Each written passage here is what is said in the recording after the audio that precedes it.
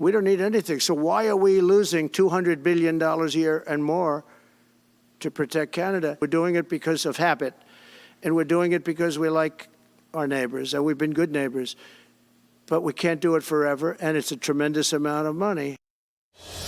The tide is turning in Canada. President-elect Trump continues to apply pressure on Canada with threats of tariffs. Joining us now for reaction, Kevin O'Leary, chairman of O'Leary Ventures. Always great to have you, sir, with us, specifically on days where we're talking about Canada. We had the premier of Alberta, Canada, on yesterday, and we were talking to her about how difficult it will be for Trump to achieve some of his goals. Listen here. In a few months' time, you're probably going to see Prime Minister Pierre Poilievre. And if that does happen, then our conservative province will have a partner in being able to do development. We'll have a partner in building pipelines. We'll have a partner in development. We'll have a partner in productivity growth. And we'll have a partnership, I think, that will be a really strong ally of the United States. So if the Americans can wait just a few months, I think you're going to see quite a dramatic turn in this country. So, Kevin, Trump may not need to use economic force. No, he doesn't have to. The idea of combination at various economic levels, not sovereign. Canadians want to remain Canadians.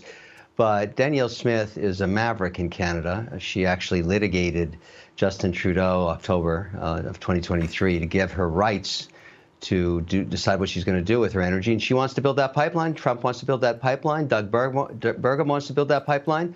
They are amigos, tres amigos. So that's going to get figured out as soon as we go through selection. I saw Trump over the weekend in Mar-a-Lago, and I asked him, cut slack, a little slack for Canada to get through their election. The same red wave you experienced that put you in power with a 4-year majority mandate is happening right now in Canada as we speak. Let them elect their leader. We know who it's going to be. And then you have a partner that you can negotiate with. These discussions with Trudeau are fruitless. This was on Saturday before he quit. And the same with these ministers that come down. Don't waste your time. And I hope that didn't land on deaf ears. Well, it's funny, Kevin, because he doesn't seem like the kind of guy who likes to cut slack. And it sort of feels like the problem in Canada, there's been too much slack cut for too long. Now they want to delay their election until October. I mean, get this thing done. Like, it's not going to get better in Canada if they sit around and do what they've been doing. Isn't this a time to press? I mean, he's still talking about the 51st state stuff. I don't know if he means it, but he's not letting up. And maybe that's what the world needs. Maybe that's what Canada needs.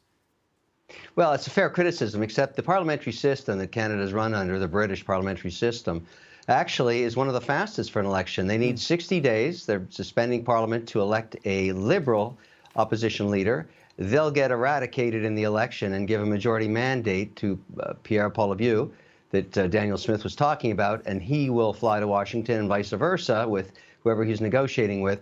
So we'll have this thing done. The Canadians will have it done probably by the end of May. There's lots to worry about on both sides of the border to them, but right now there's no one to negotiate with. And that's a really unique situation. We're kind of out of sync in Canada with the U.S. by about 5 months. But the same frustration that the American people felt that lifted Trump to a majority mandate is felt by Canadians, and they wiped Trudeau off the map, and they got rid of him, and they're going to start again. Kevin, we are desperate for your thoughts on TikTok. We've interviewed you separately. We've interviewed Frank McCourt separately. We're now hearing that you've decided to team up with him and join forces in a joint bid together for TikTok. Talk to me through that process of how you decided to team up together and what you think sort of the basic roadmap looks like.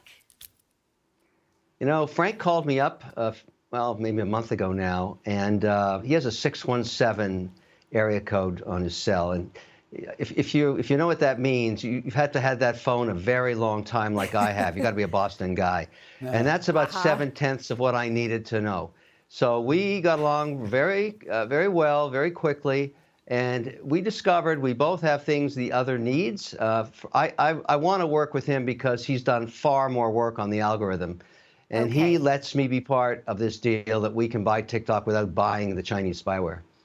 Kevin, can we talk about Meta? Some big breaking news today. They're going to scale back this content moderation that has been so problematic over the last almost decade, ending third-party fact-checking. I mean, to me, I woke up and read that headline.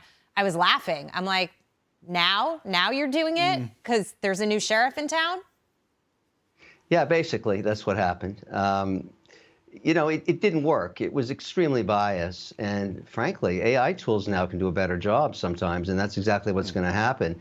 You really, what this really speaks to? It goes right back to the TikTok issue. The reason TikTok is about to get canceled in the United States is because of algorithms that let you spy if you're the Chinese on American people. We just discovered that it pushes down any bad Chinese news. We heard about that hours ago. Of course it does.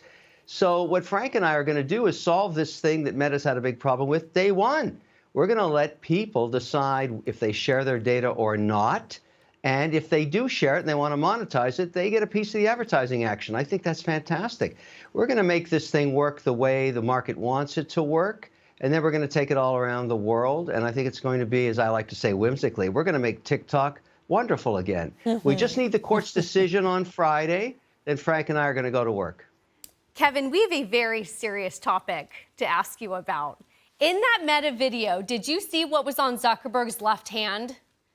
I'm going to embarrass myself. It's $900,000. Is it Grubel Forsey?